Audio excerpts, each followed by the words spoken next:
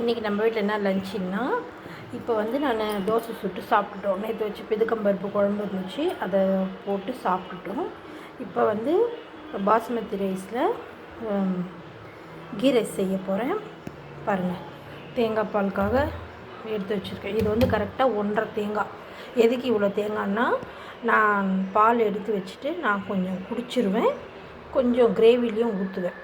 ஏன்னா தேங்காய் பால் வந்து உடம்புக்கு ரொம்ப நல்லது. அடிக்கடி இதை சேர்த்துக்கோங்க. நிறைய பேர் தேங்காவே சேர்க்கறதில்ல. அது ரொம்ப எப்படி சொல்கிறதுன்னு தெரியல. தேங்காயில் இருக்கிற சக்தி ரொம்ப ஜாஸ்தி.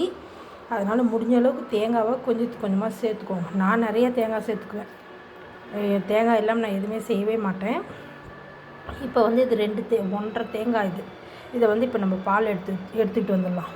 பாருங்கள், சிக்கன் நல்லா மசாலா போட்டு கலக்கி வச்சுருக்கேன்.